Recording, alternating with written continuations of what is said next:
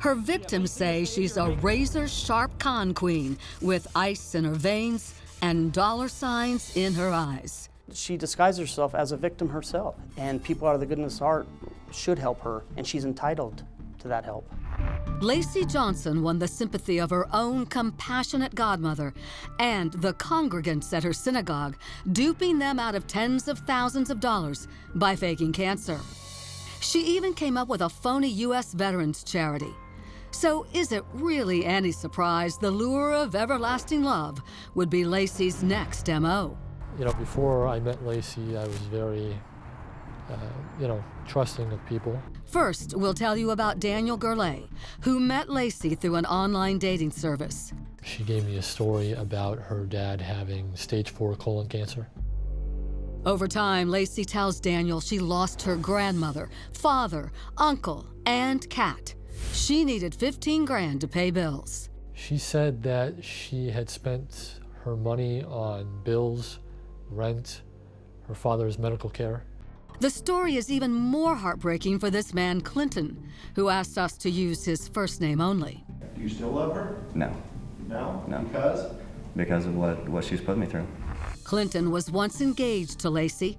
She used his name and social security number to open 3 credit cards without his knowledge and put him over $40,000 in debt. Now, had you ever applied for a Citibank credit card? Never. How about a Discover card? Never. And a Chase credit card? Never. Lacey comes across very nice, Miss Innocent, has no idea what this is about, and she's shocked and awe that Clinton would even file a report. Clinton sensed something was fishy when the key to the mailbox went missing from the kitchen drawer. He says Lacey stole it, hid the key in her purse, and watched that mailbox like a hawk. I could tell that there was a problem because when I went to check the mail, she stood on the front porch and watched me. And then when I came back, she said she was waiting for something. And so she immediately wanted to see what was in the mail. Clinton testified that Lacey didn't want him to see the credit card statements that would show she racked up 42 grand. Clinton claims he knew for sure Lacey was up to no good the day he got a call from a private investigator. What did this person tell you? That she wasn't who she said she was. The investigator urged Clinton to check out this website created by victims of Lacey's scams. What did you see? There was a long list of basic information that she had been accused of. Did you see a photograph of anyone on the website? Yes. And of whom was that photograph? It was of Lacey. I think she spends time with people, targets them, and grooms them, and to get to what she eventually wants, which is money. Daniel couldn't help but wonder if being criminally prosecuted would help make an honest woman out of Lacey. Doesn't seem so.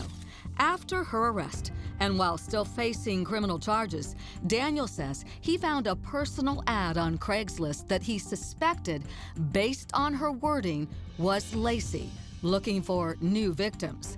Daniel purchased a prepaid phone, and using the alias Jeff, he replied. Sure enough, Daniel, or Jeff, said he received a picture of Lacey. And then came the claims that her dad was suffering from skin cancer. Even with the threat of going to jail hanging over her, it seems Lacey's scam was alive and well. It's important that people know what she's capable of. This man we'll call Joe is determined to get Lacey locked up for a long time. He's investigating the cases of 20 other alleged victims. I have contact with people right now that don't know what to do. They're scared to come forward. And I believe that eventually they will, and that she will be arrested again. We got another crack at confronting the mistress of deception. Did you have cancer? I'm sorry if you did, but if you didn't, tell us. Why do you need money so badly? Why would you harm the people at your synagogue? People who believed in you, who wanted to help you, who cared about you. Watch as Lacey tries to dodge us by ducking into the valet booth, but even our cameraman is demanding answers. Do you have anything to say regarding the fraud charges? Well, if you're innocent, you can just say I'm innocent. Lacey's not talking, but she's not leaving either. Her car is missing. Her car get towed? Yes. The more people that come forward, we can stop this. They prey on people, and the more knowledge or education we get to stop these scams, other people will not become victimized. Do you have anything to say to your victims?